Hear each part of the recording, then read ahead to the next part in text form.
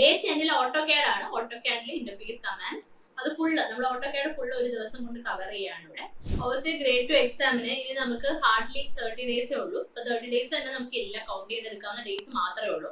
അപ്പൊ ഈ ഒരു ടൈമിൽ നമുക്ക് എങ്ങനെ എഫക്റ്റീവ് ആയിട്ട് ഓബിയസ്ലി ഗ്രേഡ് 2 സിലബസ് കവർ ചെയ്യാന്നുള്ളത് നമ്മുടെ ഉള്ളിലുള്ള ഒരു ചോദ്യമാണ്. ബിക്കോസ് നമുക്ക് ഒരുപാട് എക്സാംസ് വരുന്നത് കൊണ്ട് തന്നെ ഈ എക്സാംസ് വരും, അതിന്റെ ഇടയ്ക്ക് ഓബിയസ്ലി ഗ്രേഡ് 3 വരുന്നുണ്ട്, ഗ്രേഡ് 2 വരുന്നുണ്ട്.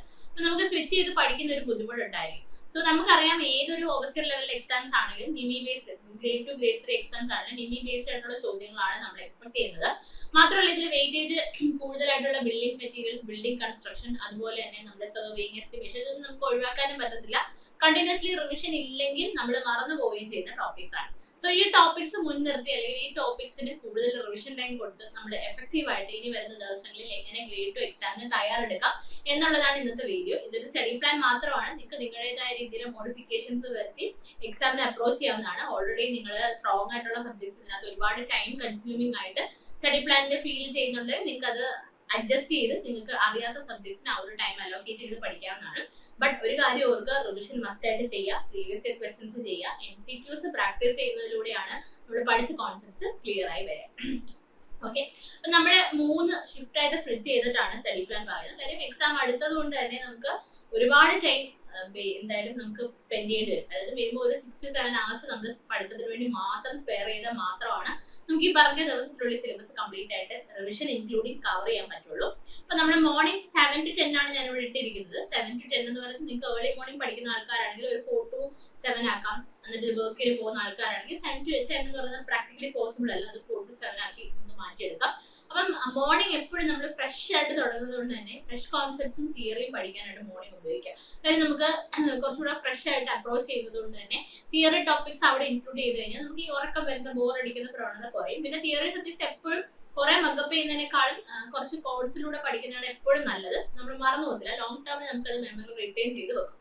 ഇനി ആഫ്റ്റർനൂൺ നമ്മളൊരു 2 to 5 ആണ് വെച്ചിരിക്കുന്നത്. 2 to 5 എന്ന് പറയുന്നത് വർക്കിംഗ് ആയിട്ടുള്ള ആൾക്കാർക്ക് ആ ഒരു 2 to 5 എന്ന് പറയുന്ന ഗ്യാപ്പ് മോർണിംഗിൽ 1 hour 1.5 hours ആക്കി ഈവനിംഗിൽ ബാക്കി 1.5 hours സ്പ്ലിറ്റ് ചെയ്തിടാവുന്നതാണ്. ഇത് ഫുൾ ടൈം പഠിത്തം മാത്രമല്ല. ഇത് നിങ്ങൾ ലോങ് ടേമിൽ ഇപ്പം എക്സാം ഓറിയന്റഡ് ആയിട്ട് വേറെ കാര്യങ്ങളൊന്നും ചെയ്യുന്നില്ലെങ്കിൽ 2 to 5 PM നിങ്ങൾക്ക് പ്രോബ്ലം സോൾവിങ്, അതിലുള്ള ഡയഗ്രാംസ്, ഡെറിവേഷൻസ് നമുക്ക് ഇവിടെ ആവശ്യമില്ല, ഡയഗ്രാംസ് പിന്നെ ഫോർമുലാസ് തുടങ്ങിയ കാര്യങ്ങളൊക്കെ പഠിക്കുന്നതിനായിട്ട് ആഫ്റ്റർനൂൺ നിങ്ങൾക്ക് ഉപയോഗിക്കാം. ഈവനിങ് ആണെങ്കിൽ 7 to 9 PM ആണ് പറഞ്ഞിരിക്കുന്നത്. ഇത് എക്സ്റ്റെൻഡ് ചെയ്ത് 7 to 10 11 ഒക്കെ പഠിക്കുന്ന ആൾക്കാരുണ്ടെങ്കിൽ അവിടെ quick revision, multiple choice questions, അതുപോലെ പ്രീവിയസ് ഇയർ ക്വസ്റ്റ്യൻസ് ഒക്കെ സോൾവ് ചെയ്യാനായിട്ട് നിങ്ങൾക്ക് ഉപയോഗിക്കാവുന്നതാണ്. ഇനി നമുക്ക് ഫസ്റ്റ് ഡേ നോക്കാം. ഫസ്റ്റ് ഡേ ഞാൻ മോർണിംഗ് പറഞ്ഞിരിക്കുന്നത് ബിൽഡിംഗ് മെറ്റീരിയൽസ് ആണ് പറഞ്ഞിരിക്കുന്നത്. Rocks, stones, brick, lime, cement ഇത്രയും പറഞ്ഞിട്ടുണ്ട്. ഇത് ശരിക്കും സിമ്പിൾ ആയിട്ട് അല്ലെങ്കിൽ ചെറുതായിട്ട് നിങ്ങൾക്ക് തോന്നുമെങ്കിലും ഇതിനകത്ത് എത്രത്തോളം കണ്ടന്റ് ഉണ്ടെന്നുള്ള കാര്യം നമുക്കറിയാം. അപ്പൊ ഇത്രയും കണ്ടന്റ് നമ്മൾ മോർണിംഗ് പഠിച്ചെടുക്കണം. അപ്പൊ ഇത് ഓൾറെഡി പഠിച്ച ആൾക്കാരായിരിക്കും ക്വിക്ക് റിവിഷൻ. അതായത് ഫസ്റ്റ് ഒരു ബിഗിനറിന് ഒരിക്കലും ഇത്രയും സമയം കൊണ്ട് അല്ലെങ്കിൽ ഒരു 3 മണിക്കൂർ കൊണ്ട് ഇത്രയും കണ്ടന്റ് പഠിച്ചെടുത്ത് റീറ്റെയിൻ ചെയ്ത് നോട്ട് എഴുതി വെക്കാൻ പറ്റില്ല. ഓൾറെഡി നോട്ട്സ് ഉള്ള ആൾക്കാർക്ക് അല്ലെങ്കിൽ ഓൾറെഡി പഠിച്ച് കണ്ടന്റ് കുറച്ച് ധാരണയുള്ള, അതായത് എക്സാം പോയിന്റ് ഓഫ് വ്യൂ ഏതൊക്കെ കാര്യങ്ങൾ നോക്കണം എന്ന ഐഡിയ ഉള്ള ആൾക്കാർക്ക് ഇത്രയും ടോപ്പിക്സ് മോർണിംഗ് കവർ ചെയ്യാൻ പറ്റും. ആഫ്റ്റർനൂൺ നമ്മൾ പഠിക്കുന്ന വളരെ സിമ്പിൾ ആയിട്ടുള്ള ക്രിസ്റ്റോണിക് മെറ്റീരിയൽസ്, മോട്ടർ, അതിന്റെ പ്രിപ്പറേഷൻ ടൈപ്സ്, യൂസസ് ഒക്കെയാണ്. അപ്പൊ ഈ രാവിലെയും ഉച്ചയ്ക്കും പഠിച്ചതിന്റെ ഷോർട്ട് നോട്ട്സ് ഈവനിങ് നമ്മൾ വീണ്ടും വായിക്കുന്നു. അതിന്റെ മൾട്ടിപ്പിൾ ചോയ്സ് ക്വസ്റ്റ്യൻസ് ആണ് ഈവനിങ് ചെയ്യുന്നത്. അപ്പൊ ഇങ്ങനെയാണ് ഡേ 1 പോകുന്നത്. ഡേ 2 എടുക്കുമ്പോഴത്തേക്കും മോർണിംഗ് നമ്മൾ കോൺക്രീറ്റ് ആണ്. കോൺക്രീറ്റിന്റെ വേരിയസ് ടോപ്പിക്സ് നമ്മൾ അവിടെ കവർ ചെയ്യുന്നു. Afternoon timber complete structure, defects, seasoning ഒക്കെ പഠിക്കുന്നുണ്ട്. ഈവനിങ് ആകുമ്പോഴത്തേക്ക് നമുക്ക് കോൺക്രീറ്റ് തന്നെ അഡ്മിക്സേഴ്സ് മോർണിംഗ് നിങ്ങൾക്ക് പഠിക്കാൻ പറ്റുന്നെങ്കിൽ അവിടെ കവർ ചെയ്ത് വെക്കാം. പെയിന്റ്, പ്ലാസ്റ്റിക്, മെറ്റൽസ് ഇതിന്റെയൊക്കെ ക്വിക്ക് റിവിഷൻ ആണ് പറയുന്നത്. മെറ്റൽസ് ഒക്കെ ശരിക്കും നമുക്ക് അലോയ്സ്, ഈ അലോയ് എന്തിന്റെ ഒക്കെ ഏത് മെറ്റൽസിന്റെ ഒക്കെ അലോയ് ആണ്, അങ്ങനെയുള്ള കാര്യങ്ങൾ സിമ്പിൾ ആയിട്ട് വേഗം പഠിച്ചു പോയാൽ മതി. സോ മെറ്റൽസ് നമുക്ക് പെട്ടെന്ന് തന്നെ ക്വിക്ക് റിവിഷൻ പറ്റുന്ന ഒരു ടോപ്പിക് ആണ്. ഡേ 3 എന്ന് പറയുന്നത് സ്റ്റോൺ ആൻഡ് ബ്രിക്ക് മേസണറി ആണ്, ഹോളോ ബ്ലോക്സ്. ആഫ്റ്റർനൂൺ ആർച്ചസ് ആണ്. ആർച്ചസിന്റെ ടേംസ്, ടൈപ്സ്, സെന്റർ വളരെ സിമ്പിൾ ആണ്. അതിന്റെ കൂടെ മോർണിംഗ് പഠിച്ച കാര്യങ്ങൾ നിങ്ങൾക്ക് റിവൈസ് ചെയ്യാനും ക്വസ്റ്റൻസ് ചെയ്യാനും ഉപയോഗിക്കാം. ഈവനിങ് ലിൻഡലിന്റെ ടൈപ്സ് ആൻഡ് യൂസസ്. ഞാൻ ടോപ്പിക്സ് വളരെ കുറവാണ് ഇട്ടിരിക്കുന്നത്. എന്തുകൊണ്ടാന്ന് വെച്ച് കഴിഞ്ഞാൽ ബാക്കി സമയം നിങ്ങൾ ക്വസ്റ്റൻസ് പ്രാക്ടീസ് ചെയ്യാനും റിവിഷന് വേണ്ടിയിട്ട് ടൈം കണ്ടെത്തണം.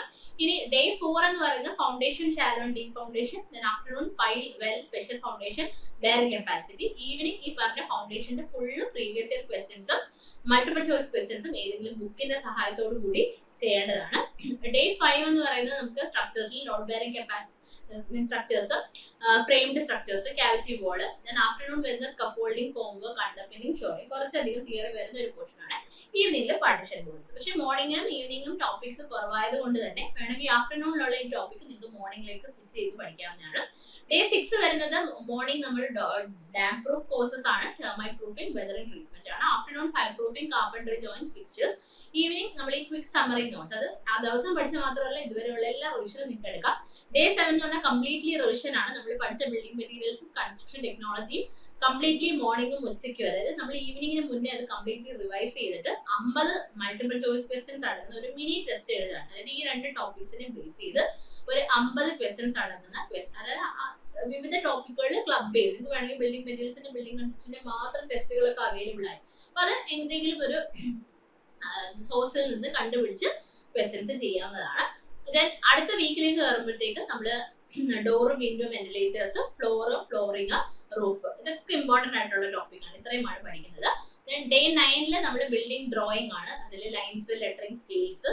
ആഫ്റ്റർനൂൺ IS കോഡ്, ബിൽഡിംഗ് പ്ലാനിംഗിലേക്ക് വരും. Bylaws, layout, plan and safety, planning and safety, അതായത് ബിൽഡിംഗ് ബൈലോസ് ആണ് ഡേ 9 നമ്മൾ കംപ്ലീറ്റ്ലി ഫോക്കസ് ചെയ്യുന്ന.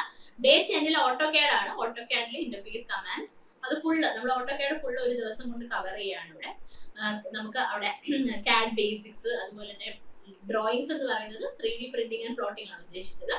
ഡേ 11 നിങ്ങൾക്ക് RCC ആണ്. RCCയിൽ concrete, mix design, slump test. ആഫ്റ്റർനൂണിൽ form work, bar bending schedule, RCC ബേസിക്സിൽ പ്രീവിയസ് ഇയർ ക്വസ്റ്റ്യൻസ്, നിമി ബേസ്ഡ് ആയിട്ടുള്ളത് വർക്ക്ഔട്ട് ചെയ്യാം. ഡേ 12 RCC തന്നെ ബീം, സ്ലാബ്, 1 way 2 way, ഇതിന്റെ സിനോപ്സിസ് ആയിട്ടുള്ള ഫോം, അതായത് നിങ്ങൾ എയ്ക്കോ ഓവർസിയോ 1നോ പഠിക്കുന്ന പോലെ പഠിക്കേണ്ട ആവശ്യമില്ല. നിമിയുടെ ബുക്കിനകത്ത് ശരിക്കും RCC സ്ട്രക്ചേഴ്സ് എടുത്തു കഴിഞ്ഞാൽ ബീംസും സ്ലാബ്സും ITL ലെവലിൽ എന്തൊക്കെ പഠിക്കണം എന്നുള്ളത് വ്യക്തമായിട്ട് പറഞ്ഞിട്ടുണ്ട്. പക്ഷെ ഒരു കാര്യമുണ്ട്, നിങ്ങൾക്ക് ഏതെങ്കിലും പോയിന്റിൽ എന്തെങ്കിലും ഒരു തെറ്റ് ഫീൽ ചെയ്യുന്നുണ്ടെങ്കിൽ ജസ്റ്റ് ഒന്ന് സ്റ്റാൻഡേർഡ് ബുക്കുമായിട്ട് റെഫർ ചെയ്യണം. കാര്യം നിമിയുടെ ബുക്കിൽ ഒരുപാട് തെറ്റുകളുണ്ട്. തെറ്റുകൾ ആസച്ച് പഠിച്ചു വെക്കരുത്.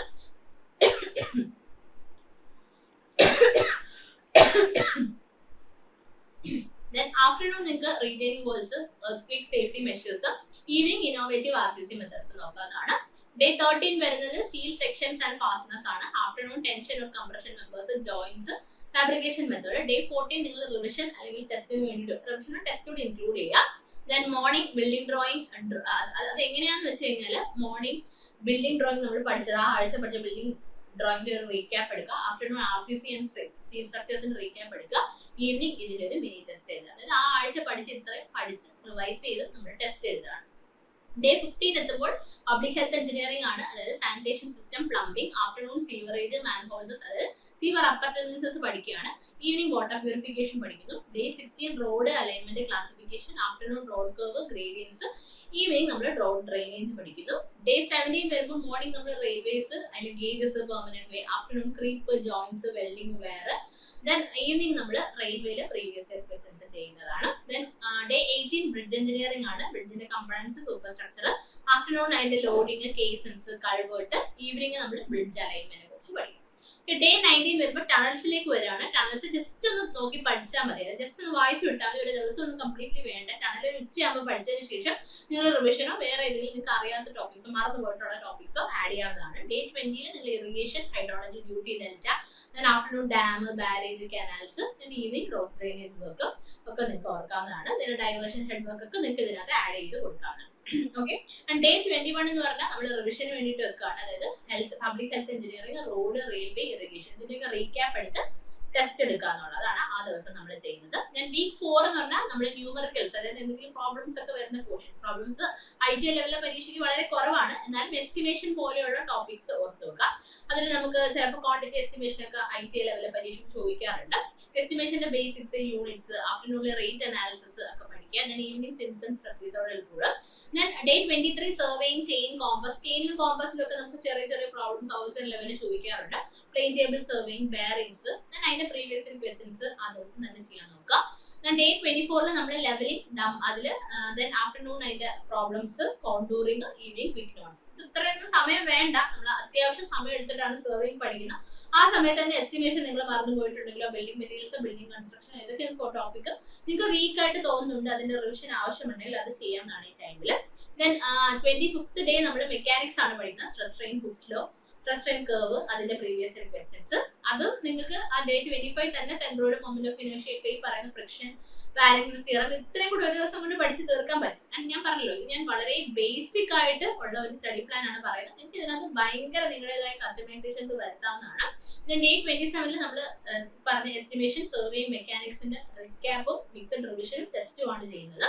ദെൻ അതോടുകൂടി ആക്ച്വലി നമ്മുടെ സ്റ്റഡി പ്ലാൻ അവിടെ കഴിഞ്ഞു. ഇനി റിവിഷൻ മാത്രമാണ്. ഇത് നിങ്ങൾക്ക് ഇപ്പോഴത്തെ നിങ്ങളുടെ വീഡിയോ കണ്ടിട്ട് ഇനി എത്ര ദിവസമുണ്ട് എന്ന് അനലൈസ് ചെയ്ത് ഈ ലാസ്റ്റ് പാർട്ട് കൊണ്ടുവരാം. മോക്ക് ടെസ്റ്റ് എഴുതുന്നത്, അതായത് ഇത് നിങ്ങൾ എക്സാമിന്റെ ആ ഒരു അവസാനത്തെ ആഴ്ച നിർബന്ധമായും ചെയ്യേണ്ട ഒരു കാര്യമാണ്. അതായത് അവസാനത്തെ 3 ദിവസം ചെയ്യേണ്ട കാര്യങ്ങളാണ്. അത് what ever be your schedule. നിങ്ങൾക്ക് പറഞ്ഞ 30 ദിവസം കിട്ടുന്നില്ലെങ്കിൽ 25 ദിവസം ഉള്ളെങ്കിൽ 23 ദിവസം ഇത് ചെയ്തിട്ട്, അല്ലെങ്കിൽ 22 ദിവസം ഞാൻ ഈ പറഞ്ഞ പ്ലാൻ 22 ദിവസത്തിനുള്ളിൽ ചുരുക്കുക. ബാക്കി 3 ദിവസങ്ങളിൽ മസ്റ്റായിട്ട് ഇത് ചെയ്തിട്ടുണ്ട്. ഇത് എന്തായാലും ചെയ്യാതെ നിങ്ങൾ എക്സാം അപ്രോച്ച് ചെയ്യരുത്. മോക്ക് ടെസ്റ്റ് എഴുതാൻ 100 മാർക്കിന്റെ മോക്ക് ടെസ്റ്റ് 1.5 മണിക്കൂർ വെച്ചിട്ട് ചെയ്യാം. ദെൻ മിസ്റ്റേക്ക് അനലൈസ് ചെയ്യുക. ആഫ്റ്റർനൂൺ ഇരുന്നിട്ട് എന്തൊക്കെ തെറ്റ് വന്നു, ഏതൊക്കെ ടോപ്പിക്കിലാണ് നിങ്ങൾ വീക്ക്, ഏതാണ് നിങ്ങൾക്ക് റീകോൾ ചെയ്യാൻ പറ്റാത്തത്, എന്നിട്ട് ആ ഏരിയാസ് റിവൈസ് ചെയ്യാന്നുള്ളതാണ് ഈവനിങ് ചെയ്യേണ്ടത്. അടുത്ത ദിവസം എന്ന് വെച്ച് കഴിഞ്ഞാൽ നിങ്ങൾ ഈ പറഞ്ഞ നമുക്ക് മോക്ക് ടെസ്റ്റ് എഴുതിയതിനകത്ത് ഏറ്റവും ലോ സ്കോർ വന്ന ടോപ്പിക്കുകൾ, അതായത് നിങ്ങൾക്ക് എപ്പോഴും തെറ്റുന്നു മറന്നു പോകുന്നതായിട്ടുള്ള ടോപ്പിക്സിന്റെ റിവിഷൻ നടത്തുക. ആഫ്റ്റർനൂണിൽ നിങ്ങൾ ചെറിയ ഫോർമുലകളോ, അല്ലെങ്കിൽ ഇപ്പം എസ്റ്റിമേഷനിലാണ് പേയ്മെന്റ് യൂണിറ്റ്, മെഷർമെന്റ് യൂണിറ്റ്, പിന്നെ സർവേയിലാണെങ്കിൽ ചില വാല്യൂസ് ഉണ്ടാവും, ബിൽഡിംഗ് മെറ്റീരിയൽസിലാണെങ്കിൽ ചില നമ്പേഴ്സ് നമ്മൾ ഓർത്ത് വെക്കാം. ഫോർ എക്സാമ്പിൾ റോക്സിന്റെ എക്സാമ്പിൾസ് പഠിക്കാനുണ്ടാവും. അങ്ങനെയുള്ള കാര്യങ്ങളൊക്കെ പെട്ടെന്ന് ഓർത്ത് വെക്കാം. ചാർട്ട്സ് ആയിട്ടോ, അല്ലെങ്കിൽ ഫ്ലാഷ് കാർഡ്സ് ആയിട്ടോ, അതല്ലെങ്കിൽ ചെറിയ മെനോമോണിക്സ് ആയിട്ടോ ഒക്കെ നിങ്ങൾ ഷോർട്ട് കട്ട്സ് ഉണ്ടാക്കി വെച്ച് കഴിഞ്ഞാൽ ഈ സമയത്ത് വളരെ ഉപകാരപ്പെടും. ഇനി ലൈറ്റ് എല്ലാം കൂടി ഒന്ന് റിവ്യൂ ചെയ്യുക എന്നുള്ളതാണ്. ഏറ്റവും അവസാനത്തെ ദിവസം നിങ്ങൾ ചെയ്യേണ്ടത് ഫൈനലി ഒരു മോക്ക് ടെസ്റ്റ് കൂടി എഴുതുക. അവിടെ ലാസ്റ്റ് മിനിറ്റ് ഫോർമുലാസ്, യൂണിറ്റ്സ്, അതുപോലെ വാല്യൂസ് ഒക്കെ പഠിക്കുക, ഡെഫിനിഷൻസ്. പിന്നെ അവസാനം തലേ ദിവസം ഒരുപാട് നിങ്ങൾ സ്ട്രെസ് എടുക്കരുത്, റിലാക്സ് ചെയ്ത് ലൈറ്റ് ആയിട്ടുള്ള റിവിഷൻ കൊടുത്താൽ മതി. ഒരുപാട് ലോഡ് ബ്രെയിനിൽ കൊടുക്കേണ്ട ആവശ്യമില്ല. അപ്പൊ ഇങ്ങനെ ഒരു രീതിയിൽ നിങ്ങൾ എക്സാമിനെ അപ്രോച്ച് ചെയ്ത് കഴിഞ്ഞാൽ ഓൾസോ ഗ്രേഡ് 2ന്റെ സിലബസും കംപ്ലീറ്റ്ലി കവേർഡ് ആണ്. വേണ്ടത്ര റിവിഷൻ ഉണ്ട്, വേണ്ടത്ര മോക്ക് ടെസ്റ്റ് എഴുതി കോൺഫിഡന്റ് ആയിട്ട് നിങ്ങൾക്ക് എക്സാം ഹാളിലേക്ക് പോകാം. കോൺഫിഡൻസ് വളരെ വലിയ ഫാക്ടറാണ്. പ്രീവിയസ് ഇയർ ക്വസ്റ്റ്യൻസും റിവിഷനും മസ്റ്റ് ആയിട്ട് ചെയ്തിരിക്കണം. എത്ര നേരം ഇരുന്ന് പഠിച്ചു, എത്ര അധികം പഠിച്ചു എന്നുള്ളതല്ല, നിങ്ങൾ ആ പഠിച്ചതിനെ എങ്ങനെ അനലൈസ് ചെയ്യുന്നു എന്നുള്ളതാണ് ഇമ്പോർട്ടന്റ് ആയിട്ടുള്ള കാര്യം. സോ ഈ ഒരു സ്റ്റെപ്സ് ഫോളോ ചെയ്ത് നോക്കാം. അപ്പൊ സ്റ്റഡി പ്ലാൻ ഇതാണ് നിങ്ങളുടെ ഗ്രേഡ് 2 എക്സാമിന്. നമുക്ക് ഗ്രേഡ് 2 എക്സാം ഇനി വരികയാണ്. ഉടനെ തന്നെ അപ്രോച്ച് ചെയ്യും. നമ്മൾ ആ ഒരു എക്സാമിന് അപ്രോച്ച് ചെയ്യണം. അതിന് കൂടെ തന്നെ നമുക്ക് എക്സാംസ് ഡിസംബറിൽ വരുന്നുണ്ട്. കൺഫ്യൂസ്ഡ് ആവരുത്, സ്റ്റേ ഫോക്കസ്ഡ്, കോൺഫിഡൻസോട് കൂടി പഠിക്കാം. Thank you.